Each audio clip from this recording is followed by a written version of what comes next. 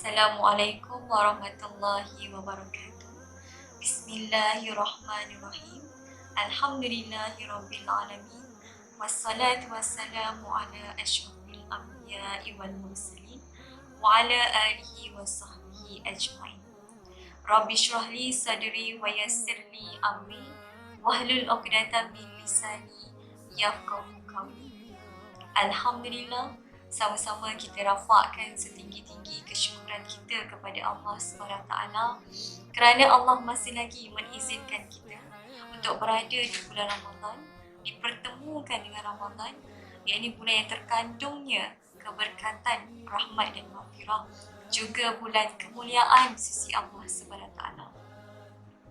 Bagi mereka yang mendambakan Ramadan akan berlumba-lumba ke arah keimanan dan ketakwaan dalam bulan ini. Semoga bulan ini bakal membawa 1000 kebaikan dan petunjuk ke jalan yang lurus kepada kita insya-Allah. Jadi saya dari Persatuan Belia Islam Nasional, Pembina Kubang Pasu, membawakan kepada sidang pendengar siri Tazkir Ramadan yang kami harapkan dapat dijadikan sebagai satu wadah untuk sama-sama kita saling memberi peringatan dan menghidupkan jiwa kita di bulan Ramadan yang mulia ini. Bersesuaian dengan slogan yang pembina bawakan, Ramadan hidupkan jiwa hamba. Jadi pada hari ini saya ingin kongsikan satu topik berkenaan Ramadan dan Al-Quran. Ramadan dan Al-Quran satu ikatan yang tersimpul mati. Apabila kita sebut tentang Ramadan, di samping puasa, kita akan teringat satu peristiwa penurunan Al-Quran, iaitu nuzul Al-Quran pada 17 Ramadan. Bulan Ramadan bulan diturunkan dalamnya Al-Quran. Penurunan Al-Quran itu terdapat 3 peringkat seperti yang kita sudah maklum. Peringkat pertama ialah penurunan Al-Quran itu dari Allah SWT ke Lauh Mahfuz, semulia-mulia tempat di sisi Allah SWT, kerana di sinilah terkumpulnya di dalamnya segala ketentuan Allah untuk semua makhluknya. Dan di peringkat kedua, penurunan Al-Quran dari Lauh Mahfuz ke Baitul Izzah, iaitu langit dunia. Dan akhirnya peringkat ketiga, peringkat penurunan dari Baitul Izzah, langit dunia kepada Nabi Muhammad SAW secara berperingkat-peringkat dalam tempoh sejak Nabi Muhammad SAW ditabalkan menjadi Rasul sehinggalah baginda wafat, iaitu selama 23 tahun. Jadi setelah kita memahami peristiwa penurunan Al-Quran ini, kita hendaklah menghayati tujuan Al-Quran itu diturunkan kepada manusia. Ia bukan sebuah kitab sekadar untuk kita baca dan diperlagukan tanpa kita memahami tujuan ia diturunkan. Jika ramai orang boleh membaca Al-Quran, bahkan melagukannya, juga menghiasinya dengan ukiran yang indah dan ditampal di dinding menjadi hiasan di rumah, namun enggan mendalami dan menghayati tujuan penurunannya, maka Al-Quran tidak akan berfungsi dalam kehidupan manusia. Ia seakan-akan seorang pesakit yang membaca jadual ubatnya, merekodkan dengan teliti dan kemas jadual dan peraturan pengambilannya, tetapi tidak mengambil dan menggunakan ubat tersebut, apa akan berlaku? Sudah pasti ubat itu tidak akan berfungsi untuk merawat penyakitnya dan memberi kesembuhan. Firman Allah dalam surah Al-Baqarah ayat 185, Syahrul Ramadan alladzi unzila fihi al-Qur'anu hudan linnas wa bayyinatin minal huda wal furqan. Maksudnya, bulan Ramadan, bulan yang di dalamnya diturunkan Al-Quran, menjadi petunjuk bagi sekalian manusia dan penjelasan-penjelasan mengenai petunjuk itu dan perbezaan antara yang hak dan yang batil. Jadi daripada ayat yang kita bacakan, Al-Quran itu menjadi petunjuk, menjelaskan petunjuk tersebut serta membolehkan pembacanya membezakan antara yang hak dan yang batil, yang benar dan yang salah. Jadi inilah manual terlengkap yang Allah berikan kepada kita, Allah hadiahkan kepada kita sebagai cahaya untuk menerangi kehidupan serta mengeluarkan daripada kegelapan menuju kepada cahaya. Jadi selain daripada kita memahami bahawa Al-Quran itu diturunkan sebagai petunjuk, kita perlu menyedari bahawa Al-Quran merupakan pemakin hati yang mengasani jiwa hamba. Jadi selain daripada kita tahu, kita sedar tujuan penurunan Al-Quran sebagai petunjuk, kita perlu tahu juga bahawasanya Al-Quran itu diturunkan untuk mengesani jiwa hamba, untuk menghidupkan jiwa kita. Firman Allah SWT dalam surah Al-Anfal ayat kedua, Innamal mu'minuna alladzina idza dzukirallahu wajilat qulubuhum wa idza tuliyat 'alaihim ayatuhu zadatuhum imana wa 'ala rabbihim yatawakkalun. Sesungguhnya orang-orang yang beriman ialah mereka yang apabila disebut nama Allah, gementarlah hati mereka. Dan apabila dibacakan ayat-ayatnya, bertambahlah iman mereka kerananya dan hanya kepadanya dan hanya kepada Tuhanlah mereka bertawakal. Jadi kat sini kita faham daripada ayat kita bacakan ni bahawasanya orang beriman merasa terkesan dengan ayat Allah. Apabila dibacakan ayat Al-Quran, bergementarlah hati mereka dan bertambahlah keimanan mereka. Saya nak bawakan dua kisah mengenai Al-Quran sebagai pemakin hati. Kisah yang pertama ialah pada satu ketika Sayyidina Umar radhiyallahu anhu terdengar seorang membaca surah As-Sur. Lalu tubuh beliau menggeletar. Beliau jatuh dan dipimpin untuk pulang ke rumah. Beliau jatuh sakit dan tidak mampu untuk berjumpa dengan orang ramai selama sebulan. Kesan daripada terdengar bacaan surah As-Sur. Dan kisah yang kedua ialah kisah Utbah bin Rabi'ah pernah berjumpa dengan Rasulullah SAW untuk memujuk baginda meninggalkan seruan dakwah dan seruan risalah. Utbah menawarkan harta, kemasyhuran dan jawatan. Tetapi baginda menolak, Rasulullah SAW menolak dengan membacakan ayat dari surah Fussilat ayat 1 hingga 4 dan ayat ke-13.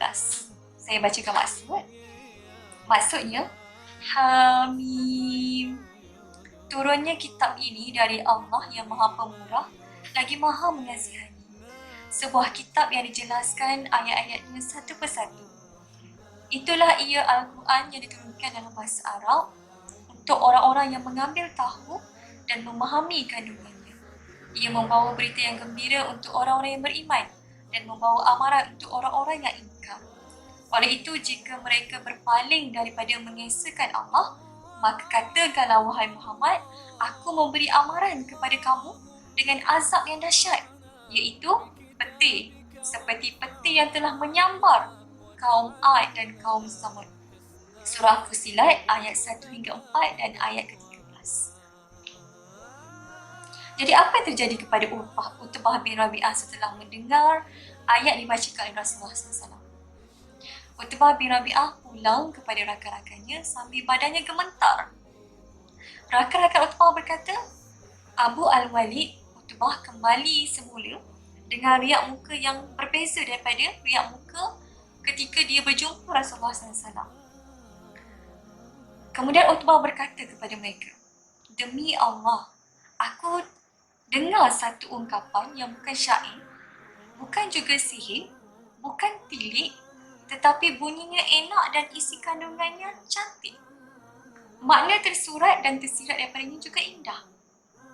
Itulah apa yang dijawab oleh lelaki itu, iaitu Rasulullah SAW. Jadi begitulah keupayaan sihir Al-Quran, ajaibnya Al-Quran itu yang mampu mengesani semua orang, semua makhluk di muka bumi ini, termasuk malaikat, jin, orang beriman, juga orang kafir. Al-Quran mampu memberi kesan kepada semua makhluk yang wujud di muka bumi dan mukjizat Rasulullah SAW yang kekal sehingga ke hari ini, dan ia juga merupakan bukti kewujudan Allah Subhanahu Wa Taala. Jadi persoalannya, satu muhasabah untuk kita. Adakah kita, yakni umat Islam, pada hari ini masih terkesan dengan Al-Quran? Berapa kali mata kita menumpahkan air mata, mengalirkan air mata apabila membacakan ayat berkenaan ancaman dan azab Allah SWT bagi orang yang melakukan dosa. Wahai orang Islam yang berpuasa dan beribadah, Al-Quran yang kini di tangan kita adalah sama dengan Al-Quran yang dulu pernah berada di tangan umat Islam yang lampau. Kita mendengar bacaan Al-Quran sama dengan apa yang mereka dengar satu ketika dahulu. Kita membacanya seperti mana mereka membacanya, tidak berbeza walaupun satu huruf, bahkan satu perkataan. Seperti mana surah Al-Hijr ayat ke-9, Inna nahnu nazzalna zikra wa inna lahu lahafizun. Maksudnya kamilah yang menurunkan Al-Quran dan kami yang akan memeliharanya. Surah Al-Hijr ayat ke-9. Tetapi mengapa Al-Quran tidak mampu untuk memberi kesan kepada kita seperti kesan terhadap orang Islam dahulu? Mengapa Al-Quran tidak mengubah akhlak kita seperti ia telah mengubah akhlak dan keadaan orang Islam yang terdahulu? Ini kerana orang Islam terdahulu menerima Al-Quran dalam keadaan penuh beriman. Apabila mereka baca, mereka mentadabbur. Apabila mereka dengar, mereka patuh. Apabila mereka terima perintah, mereka akan melaksana. Dan mereka akan mengambil Al-Quran dengan sepenuh hati. Al-Quran adalah pemangkin hati yang pernah membina sebuah tamadun yang hebat suatu ketika dahulu. Pada hari kelak, pada hari akhirat kelak, umat Islam lampau itu ialah bukti bahawa Al-Quran mampu mengubah seseorang dan mampu membina sebuah tamadun yang hebat. Oleh itu, tidak dinafikan, kita semua ada kelemahan. Kita bukanlah maksum. Kita juga mungkin tidak berjaya menjadi insan yang melaksanakan 100% isi kandungan Al-Quran. Namun, kita perlu sentiasa wajib beriman bahawa jalan hidup ini ialah dengan mengikuti isi kandungan Al-Quran. Dan kita perlu berusaha menhayatinya dari masa ke masa. Kejayaan kita ialah dengan memahami dan melaksanakan isi kandungan Al-Quran. Jadi, marilah sama-sama kita menjadikan Ramadan pada kali ini titik tolak kepada kita untuk menjadikan Al-Quran sebagai petunjuk kehidupan kita dan sebagai pemangkin hati yang mengesani jiwa kita dan menghidupkan jiwa kita. Semoga Al-Quran terus menjadi dusturuna kita, petunjuk hidup kita, dan menjadi rakam karib kita, insyaAllah.